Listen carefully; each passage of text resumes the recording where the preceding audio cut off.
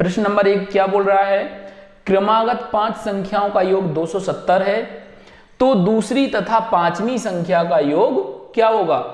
5 संख्याएं हैं, अब वो हमें संख्याएं मालूम नहीं है, उनका योग 270 है, तो जो संख्याएं हैं क्रम से हमें दूसरी और पांचवी संख्या का योग बताना है कि हम दूसरी और पांचवी संख्या जोड़ें तो उसका योग क्या आएगा।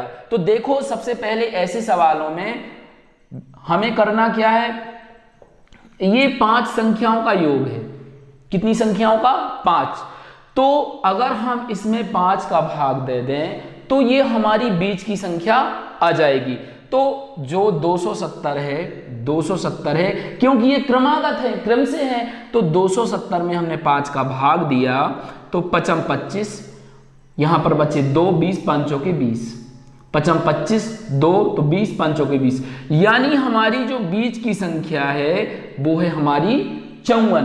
अब क्रमागत है तो इस तरफ हो जाएगा 53, इस तरफ हो जाएगा 52, इस तरफ हो जाएगा 55 और हो जाएगा 56। ठीक है, 1 2 3 4 5 ये क्रमागत संख्याएं हैं। अगर इनको आप जोड़ोगे तो 270 आएगा। अब वो बोल रहा है दूसरी और पांचवी, यानी दूसरी हमारी ये है, पांचवी ये है, तो बोल रहा है इन संख्याओं का योग क्या होगा। तो हम इनको जोड़ लें, 53 और 56 को हम जोड़ें तो 6 3 9 5 दूनी 10, यानी 109 हमारा होगा पहली और पांचवी, दूसरी और पांचवी संख्या का योग। तो हमारा जो बी ऑप्शन है वो सही हो जाएगा। दूसरा क्वेश्चन है, 2 पूर्ण संख्याओं का गुणनफल 37 है, इन संख्याओं के अंतर का वर्गमूल क्या होगा। देखिए समझिए, 2 संख्याएं हैं, इनका अगर हम गुणा करें तो 37 आ रहा है, तो इन संख्याओं के अंतर का वर्गमूल क्या होगा। समझिए आप, क्या 2 संख्याएं ऐसी हैं कि अगर उनका गुणा करें अपन तो 37 आ जाए, हैं क्या कोई ऐसी संख्याएं। अगर हैं तो देखो, एक तो हमने ये देखा कि ये 37 अभाज्य संख्या है, मतलब नॉर्मली कोई 2 संख्याएं नहीं हो सकती। हाँ हो सकती हैं, क्या हो सकती हैं, केवल इसके लिए जैसे अगर हम 37 को लिखें 1 गुणे 37 तो 37 एकम 37, यानी 37 के जो 2 पूर्ण संख्याएं हैं वो 1 और 37 तो हो सकती हैं। चलो हम आगे बढ़े। ठीक है, अगर ये दोनों पूर्ण संख्याएं इनका गुणा 37 आ रहा है तो इनका अंतर कितना आ रहा है, तो 37 में से इनका जो अंतर देखोगे, 37 में से 1 घटाओगे, 37 में से 1 घटाओगे तो 36 आएगा। तो इनका अंतर का वर्गमूल, यानी अब ये जो 36 आया है इसका हमें क्या करना है, वर्गमूल करना है। तो इसका जो वर्गमूल आएगा वो हमारा क्या हो जाएगा, 6 6 36 यानी 6। इसका जो हमारा वर्गमूल आएगा वो आएगा 6। देखिए सेकंडों का सवाल है, बशर्ते हमें थोड़ा समझना ये है कि आखिर सवाल हमसे बोल क्या रहा है। यहीं पर कई लोग अटक जाएंगे, बोलेंगे 2 संख्याओं का गुणनफल 37 तो आएगा ही नहीं।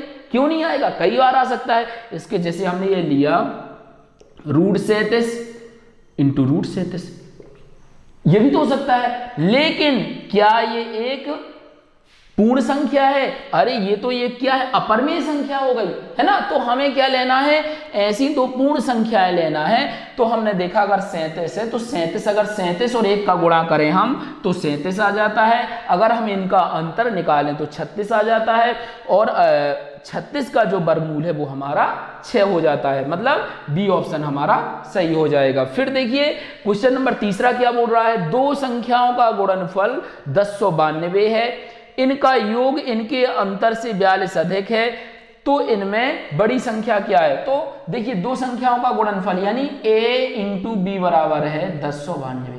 हमने माना कि 2 संख्याएं हमारी a और b हैं, ठीक है। फिर क्या बोल रहा है, इनका योग यानी a प्लस बी, इनका योग इनके अंतर का मतलब a माइनस बी का कितना है, 42 अधिक है। इनका योग इनके अंतर का 42 अधिक है, मतलब ये। तो इसको हम इस तरफ ले जाएं, इसको इस तरफ ले जाएं तो ये क्या होगा, a प्लस बी तो पहले से ये आएगा तो माइनस a प्लस बी हो जाएगा बराबर 42। इससे हमारा a से ये कट जाएगा, 2b बराबर 42। तो b बराबर क्या हो जाएगा, 2 दूनी 4 और 2 एकम 2 21। लो हमारा b का मान 21 मिल गया।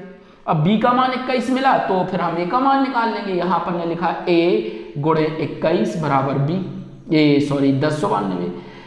इसको इससे काट दो, अगर इससे नहीं कट रहा तो 7 से 7 21, 7 से अपन इसको काटते हैं 7 21, इसको काटा अपन ने 7 एकम 7, यहाँ 3 बचा 39, सात सात छंग 42 नहीं, 7 पना 35, फिर यहाँ 3 35 39 था, 4 बचा, 7 छंग 42, लो ये आ गया है ना। और इसको काटना है तो अभी 3 से और इसको काट दो, जो 156 आ गया है। a गुणे 3 बराबर 156, तो इससे अपन ने और काट दिया, 3 5 15, 3 दूनी 6, a का मान आ गया 52, a का मान 52 आ गया और b का मान हमारे 21 आ गया।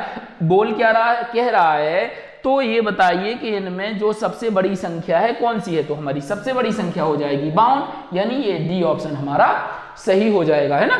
तो ऐसे अगर सवाल आते हैं तो हमें पहले तो सवाल को पढ़ना है, आखिर सवाल क्या बोल रहा है, क्योंकि जब हम सवाल को पढ़ेंगे और जब तक सवाल समझ में नहीं आएगा तो फिर वो कैसे हल होगा, है ना। तो पहले तो मेन इंपॉर्टेंट चीज है सवाल को समझना, है ना। तो इस प्रकार से हम ये सवाल सॉल्व कर सकते हैं।